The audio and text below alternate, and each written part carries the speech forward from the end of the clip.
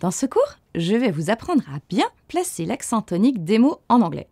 C'est un point très important pour l'aisance à l'oral. L'accent tonique, aussi appelé accentuation principale, est une caractéristique phonétique des mots dans de nombreuses langues, y compris l'anglais. Nous allons commencer par définir la notion d'accent tonique, puis nous verrons comment le repérer afin de reproduire le même accent. Enfin, nous comparerons le français et l'anglais. Vous êtes prêts? Allons-y. En anglais, l'accent tonique désigne le fait qu'une syllabe dans un mot est prononcée avec plus de force ou plus d'accentuation que les autres syllabes. Cela crée une variation dans l'intensité de la voix lors de la prononciation des mots, ce qui aide à distinguer les mots et à leur donner leur rythme caractéristique. En pratique, comment repère-t-on l'accent tonique? Plusieurs critères peuvent entrer en jeu, comme le nombre de syllabes et la prononciation.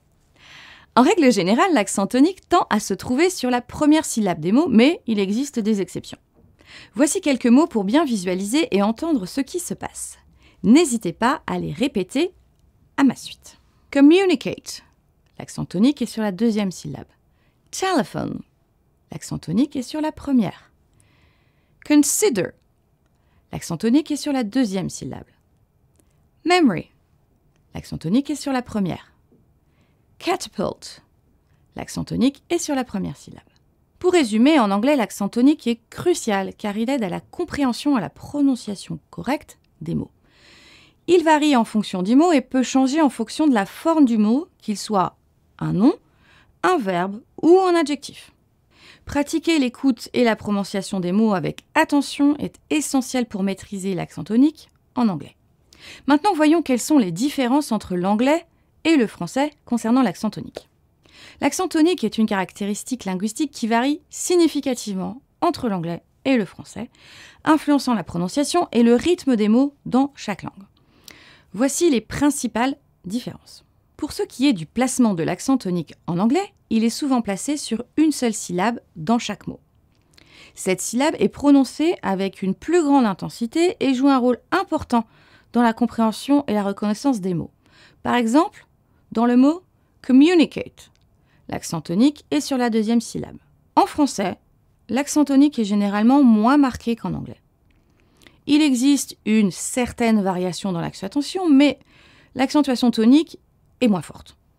Pour ce qui est de la consistance de la prononciation en anglais, l'accent tonique est généralement prévisible et suit souvent des règles spécifiques en fonction du type de mot. Par exemple, les verbes anglais ont souvent l'accent tonique sur la deuxième syllabe lorsqu'ils sont utilisés comme des verbes comme dans communicate. En français, il y a plus de flexibilité dans l'accentuation et il n'y a pas autant de règles strictes à suivre. L'accentuation peut varier en fonction du contexte et aussi de l'accent régional. Maintenant, voyons l'influence sur la compréhension et la prononciation. En anglais, en raison de la nature plus marquée de l'accent tonique, les locuteurs doivent souvent faire attention à la syllabe accentuée pour communiquer efficacement et être compris. Une mauvaise accentuation peut parfois conduire à des malentendus. En français, bien que l'accent tonique soit moins prononcé, il reste important pour la prononciation correcte des mots. En conclusion, bien que l'accent tonique soit une caractéristique essentielle de la prosodie dans les deux langues, il existe des différences distinctes entre l'anglais et le français en termes de placement, de prévisibilité et d'impact sur la prononciation et la compréhension des mots. Entraînez-vous à les repérer et surtout à reproduire ces accents, quitte à exagérer dans un premier temps pour que le réflexe s'ancre et que votre mémoire auditive enregistre. Dans les prochaines compréhensions orales, tâchez d'y faire attention.